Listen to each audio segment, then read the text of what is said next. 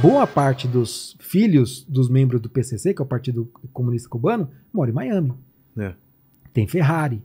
Entendeu? Os caras têm uma vida boa pra caramba. Por quê? Porque eles desviam muito desse dinheiro que eles vão pegando, que a família manda, pelo MLC, pro cara tentar comprar uma comida, esse dinheiro vai pro governo, lá eles desviam, corrupção. Então, assim, existe um interesse deles de manter o povo nessa miséria. Vamos falar do embargo. Exatamente. Sempre. Eu ia falar sobre isso. Você já viu que eu já vou, Problema é o embargo. Eu já vou direto naquilo. É IEDH, é o embargo. Que devem ter comentado na sua thread também sobre isso. Eu já sei quais são os argumentos. Que é o mesmo que falam da Venezuela. E eu perguntei pra esse cara, eu falei, como que é o embargo? Ele falou, vou te levar num lugar. Ele me levou num centro comercial, bonito pra caramba, bem bonito, prédio moderno, bem legal, e um monte de gente, meio, tipo Faria Lima, pessoal de terno, gravata, andando pra lá e pra cá, sabe, pessoal de negócios, tudo. E eu falei, o que é aqui? Ele falou, aqui é um centro comercial onde tem empresas do mundo inteiro. Eu falei, tá, e o embargo? Ele falou, embargo é com os Estados Unidos. Ele falou, a gente... China, Europa... Ele falou, a gente faz negócio com todos os países do mundo. Ué? Inclusive com os Estados Unidos. Quando você vai ver, se eu não me engano, os Estados Unidos é o segundo maior parceiro comercial de Cuba. Tem um gráfico disso, é que eu teria que achar. Se eu achar, depois eu mando pra você jogar aqui. Mas tem assim, Cuba faz, se eu não me engano, acho que 8% do comércio internacional de Cuba é com os Estados Unidos. Por quê? O embargo, ele atinge uma série de coisas, mas também existem trocentas exceções. Então, assim, ele complica muito. É mais burocrático, acaba sendo mais caro. Consequentemente, os produtos que chegam para eles acabam sendo mais caros. Então, assim, o embargo ele é uma realidade, ele complica bastante a vida do cubano. Complica bastante, para ele ter acesso à comida e tal. Quando se fala de Estados Unidos.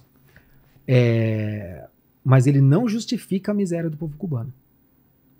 A miséria do povo cubano é uma questão de governo. E quem me falou isso não sou só eu, são as pessoas com quem eu conversei, inclusive esse cara que eu conheci, que ele é formado em história, ele é um historiador, esse cara que eu conheci lá.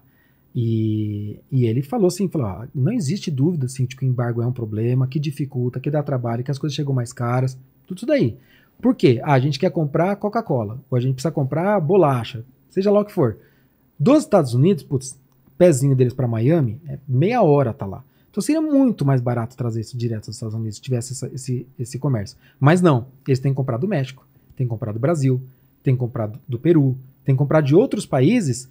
Então a gente traz essa Coca-Cola, traz seja lá que for dos Estados Unidos, ou a gente produz aqui, eles têm que importar da gente.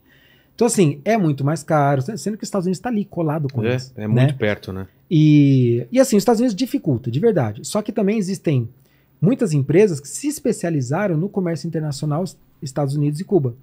Então eles fazem, diga assim, eles entendem quais são as brechas jurídicas para conseguir fazer esse comércio internacional. E lá ele mostrou para mim, falou, tem empresa espanhola, chinesa, foi mostrando. Daí você vai ver, tem os carros antigos, mas tem um monte de carro novo lá. Daí você vai ver, tem um monte de carro francês, tem um monte de carro chinês. Por quê? Porque ele pode. Ele pode comprar, né? Ele não compra por quê? Porque a grande maioria do povo cubano é miserável. A verdade é essa.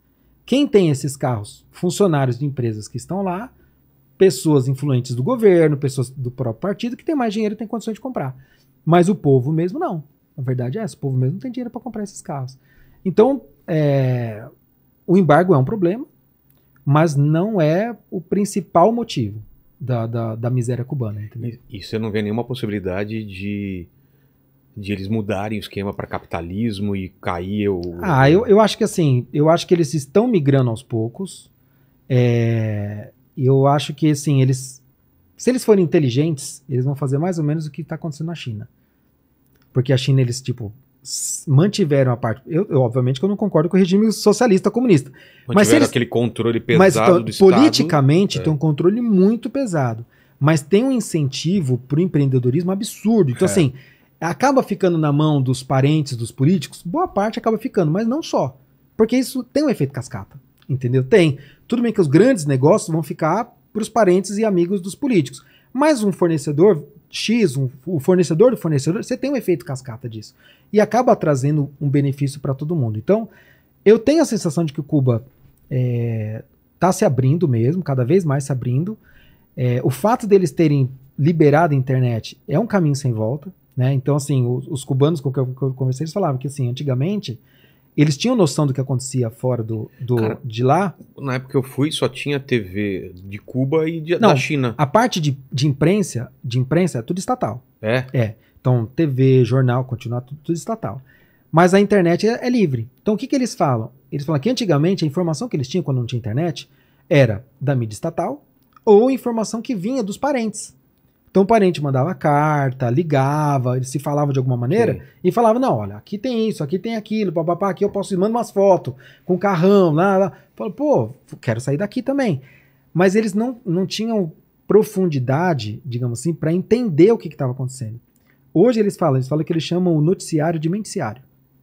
Menticiário? Porque eles falam, quando o governo joga alguma notícia na TV, alguma coisa, eles correm para a internet para conferir se aquilo é verdade ou não.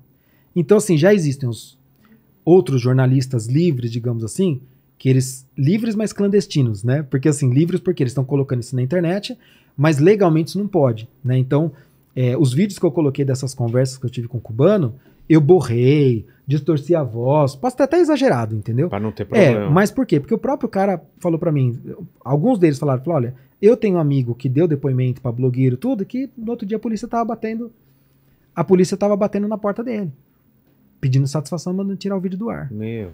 Entendeu? Então assim, daí eu falei, não quero complicar a vida dos caras. Mas eu tenho a sensação de que é um caminho sem volta.